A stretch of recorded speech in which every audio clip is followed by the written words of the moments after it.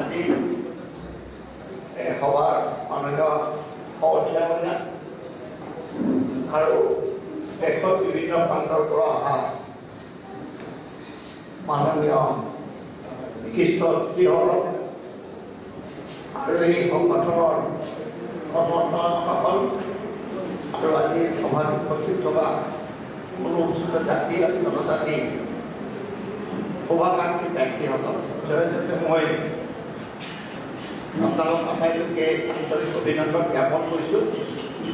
মই জানি কৰিলোঁ প্ৰায় 13 বছৰ হৈ গ'ল, গতিকে এতিয়া মই সংগঠনৰ ডাইৰেক্টলি কোনো বিষয় বা কিহত নাই, কিন্তু সদৌখন কেন্দ্ৰীয় অৰ্ধকেন্দ্ৰীয় কৰ্মচাৰী পৰিষদ যিটো 65টা ডিপাৰ্টমেণ্ট কেন্দ্ৰীয় অৰ্ধকেন্দ্ৰীয় বিভাগ আছে, সেই বিভাগৰ এসময়ত মই জেনেৰেল ছেক্ৰেটাৰী হিচাপে সভাপতি হিচাপে থাকি বৰ্তমান উপদেষ্টা পদত আছোঁ। আৰু বিশেষকৈ জাতীয় সংগঠন যিমানবোৰ আছে অসম সাহিত্যমুখে আদি কৰি যিমানবোৰ অসমত আছে বৰ্তমান বা অন্যান্য বিভাগীয় সেই জাতীয় সংগঠনবিলাকৰ লগত জড়িত হৈ আছোঁ।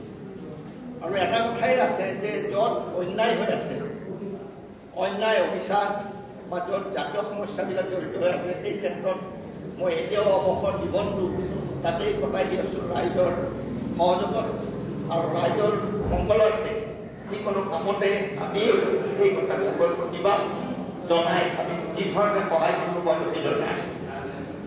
আজিৰ সভাখনলৈ সিদিনাখন আমাৰ বিষয়ববীয়া জয়ন্ত দাস ছাৰ এগৰাকী গৈছিলে, গৈ বহু সময় মোৰ বাসগৃহত কথা বতৰা হ'ল। নতুন সংগঠন তেওঁলোকে কৰিছে আৰু এটা কথা কৈছে যে আমি এই সংগঠনৰ জৰিয়তে এটা ৱেবছাইট আমি আৰম্ভ কৰিম বুলি ভাবিছোঁ।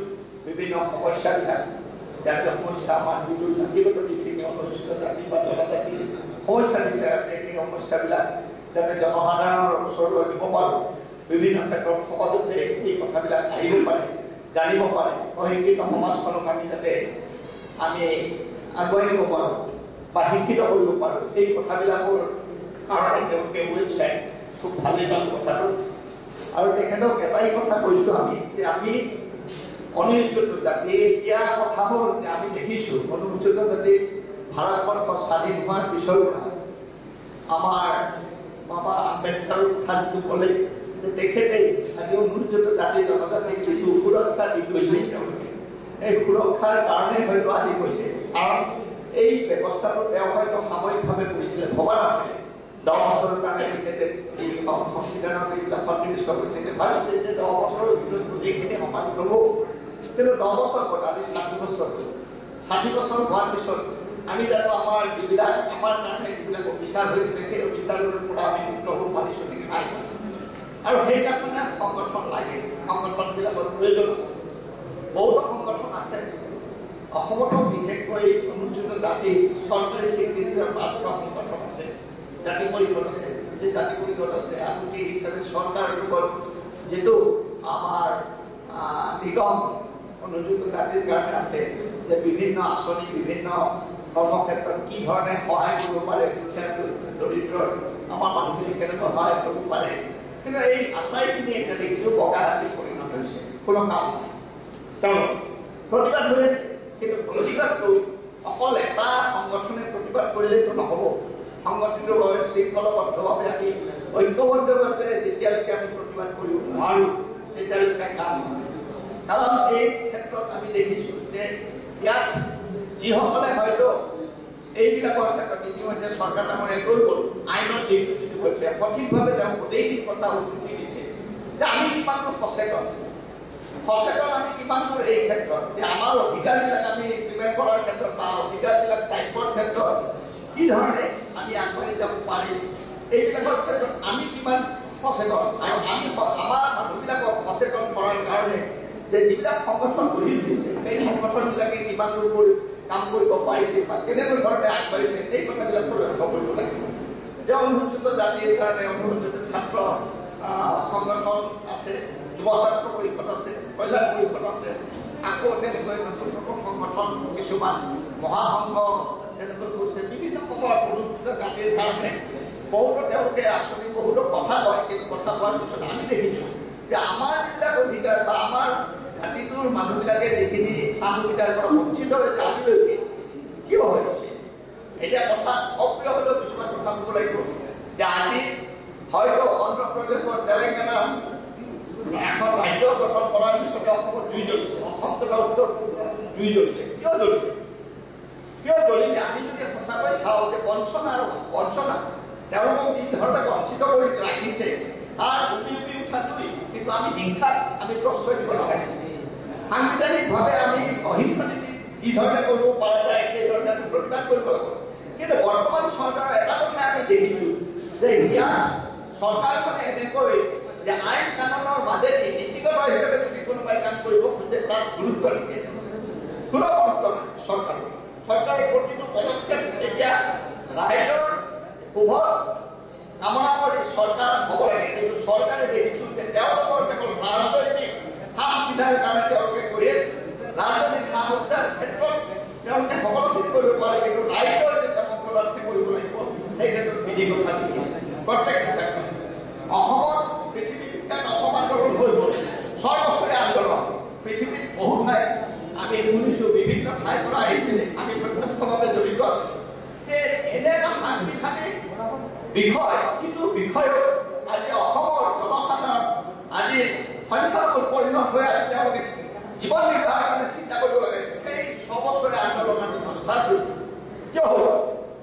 আজি তাততো এখন চুক্তি কৰিছে, চুক্তি কৰাৰ পিছতো তেওঁলোকে আজি এইটো কৰিব পৰা নাই যে তাত বাধা দিয়াৰ কাৰণে যিখন আমাৰ বৰ্ডাৰ, সেই বৰ্ডাৰটো আজি চিল কৰিব পৰা নাই। কিন্তু পাঞ্জাৱ আৰু ৰাজস্থানৰ বৰ্ডাৰ সেইটো কিন্তু তেওঁলোকে 4 বছৰ নিজে চাই আহিছোঁ, 4 বছৰ কৰিলে, কিন্তু আমাৰ ইয়াত আজি 30 বছৰ কৰিলে।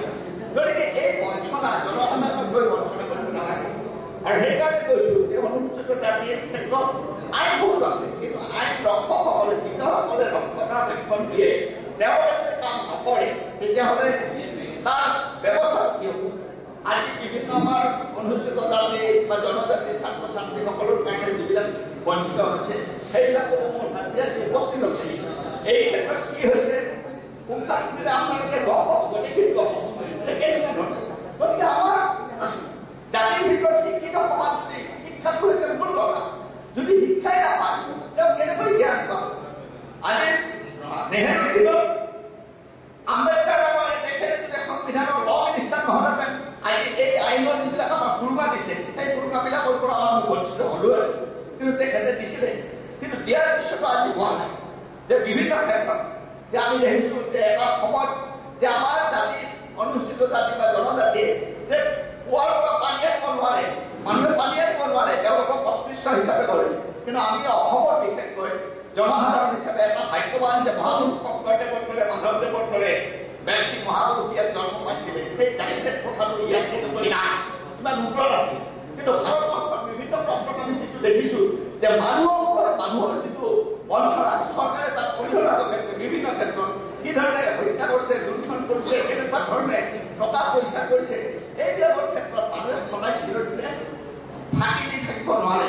মানুহ এতিয়া যিমানেই নহওক, ইতিমধ্যে তেখেতে ক'লে আমাৰ চৰকাৰখনে এষাৰ কথা কৈছে যে ন্যায়াধীশ ভাৰতবৰ্ষৰ হাজাৰৰ ওপৰত ন্যায়াধীশৰ ভিতৰত মাত্ৰ 4গৰাকী ন্যায়াধীশ অনুসূচিত জাতি। আমাৰ মাজত মানুহ নাই, নেকি উপযুক্ত মানুহ নাই, আছে ইচ্ছাকৃতভাৱে কৰিছে। আমি বিভিন্ন সংগঠন দেখিছোঁ যে এটা চাকৰি আমাৰ অনুসূচিত জাতিৰ বাহিৰে বেলেগভাৱে সেই চাকৰিলৈ বহি আছে।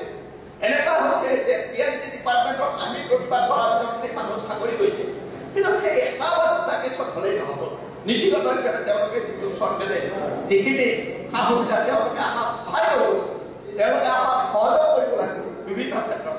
আইন হৈছে জনসাধাৰণৰ কাৰণে, হৈছে এটা জাতিৰ ৰক্ষণাবেক্ষণৰ কাৰণে আইন হৈছে। সেই আইনখন কেনেকৈ পুংখানুপুংখভাৱে সেইখন কৰিব পাৰে বা চৰকাৰক নিৰ্দেশ দিব লাগে যে ইউপিত এখন আমাৰ যিখন জাতিৰ কৈছে যে ইউপিত মাত্ৰ হৈছে। কিয় ভাৰতবৰ্ষত আজি 29খন ৰাজ্য আছে, 29খন ৰাজ্যৰ ভিতৰত এখন ৰাজ্যত কিয় হ'ব লাগে? আমি কি অপৰাধ কৰিম? ঠিক একেই কথা আজি বিভিন্ন মই একাউণ্টেণ্ট অফিচৰ পৰা কৈছোঁ, আমি জানো যে চৰকাৰৰ কিমান আমাৰ অনুদান আহে, কিমান আঁচনি আহে, সেই আঁচনিবিলাকৰ বিভিন্ন ক্ষেত্ৰত ডাইভাৰ্ট কৰি দিয়ে কৰে ধৰিব সেইবিলাক হৈ আছে যে আমাৰ উন্নয়নৰ কাৰণে জাতিটোৰ উন্নয়নৰ কাৰণে SC ST উন্নয়নৰ কাৰণে বিভিন্ন আঁচনিবিলাক তেওঁলোকে ডাইভাৰ্ট কৰি বিভিন্ন ক্ষেত্ৰত তেওঁলোকে আঁচনিবিলাক নিছে যাৰ ফলত আমাৰ উন্নয়ন নহয় আমি পিছ পৰি আছো সকলো ক্ষেত্ৰত গতিকে সময় গৈ আছে সময় ৰৈ নাথাকে যে ইতিমধ্যে বহুত 60 বছৰ স্বাধীনতা হোৱা 60 বছৰ হৈ গ'ল হৈ যোৱাৰ পিছত আজি এটা বিভিন্ন ক্ষেত্ৰত আমাৰ আম্বেদকাৰে যিটো ৰক্ষণাবেক্ষণ দিছিলে চলা বল্লভভাই পেটেলে কি কৰিছে গৃহমন্ত্ৰী হৈ থাকোঁতে ভাৰতৰ স্বাধীনতা হোৱাৰ পিছত তেওঁলোকে সৰু সৰু ৰাজ্য যিবিলাক আছে সেই সৰু সৰু ৰাজ্যবিলাক হেৰি কৰি ভাঙি ডাঙৰ ডাঙৰ ৰাজ্য কৰিছে এতিয়া সেই প্ৰৱণতা আকৌ আহি পৰিছে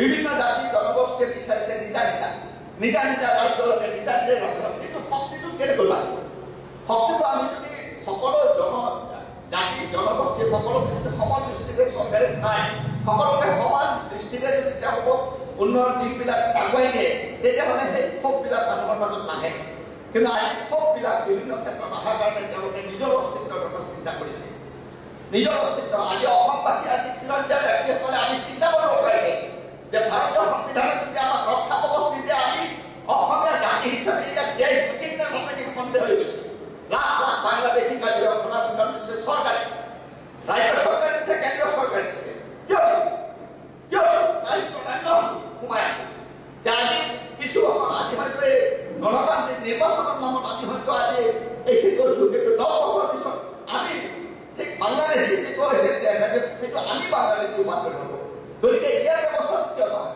চৰকাৰে চুক্তি কৰে চুক্তি কিয় তেওঁলোকে গুৰুত্ব নিদিয়ে এই কথাবিলাক চিন্তা কৰিব লাগে আমি এটা কথা আমি ইমান লাখ অনুষ্ঠিত জাতি অসমত আছোঁ কিন্তু আজি যিবিলাক কিছুমানে তেওঁলোকৰ সংখ্যাৰ দিশত তেওঁলোকে আন্দোলন কৰি আছে বিভিন্ন ক্ষেত্ৰত দাবী উঠাব আমি ইমান লাভ থাকিলে আমি কৰিব পৰা নাই একত্ৰিতভাৱে আজি অসম চৰকাৰত এজন মন্ত্ৰী নাই কেবিনেট মন্ত্ৰী নাই কিয় নাই এইটো প্ৰশ্ন আমাৰ আছে বিভিন্ন ক্ষেত্ৰত গতিকে এই ক্ষেত্ৰত প্ৰশাসনীয় দিশত বা অন্যান্য দিশত যিখিনি আমি পাবলগীয়া সেই দিশবিলাক আমি পাবই লাগিব আৰু সেইকাৰণে আমাৰ ঐক্যবদ্ধ সংগঠন আমাৰ খুবেই প্ৰয়োজন মই আমাৰ উদ্যোক্তাসকলক আজি ধন্যবাদ দিছোঁ এটা কথা তেওঁলোকে এটা কথা লওক যে এইটো ধান খেলতে নহয় যাতে তৎক্ষণাত দুই একুৰা জ্বলিলে তাৰপাছত যাতে শেষ হৈ নাযায় ইয়াত স্থায়ী ভিত্তিত কেনেকৈ ঐক্য সংহতি বজাই ৰাখি আমি আমাৰ দাবীবিলাক পূৰণ কৰিব পাৰোঁ আমি বিভিন্ন ক্ষেত্ৰত চাই যে আন্দোলন কৰিব লাগিব গণতান্ত্ৰিক আন্দোলনৰ বিকল্প নাই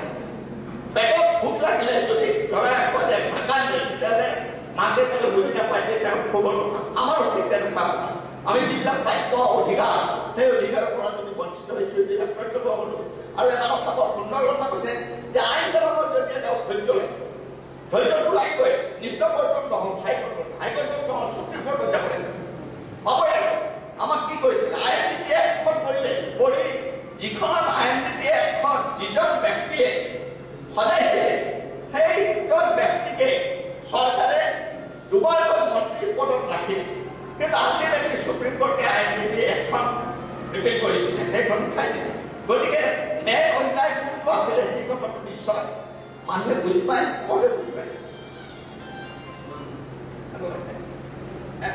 মোৰ মিটিং এখনত আছোঁ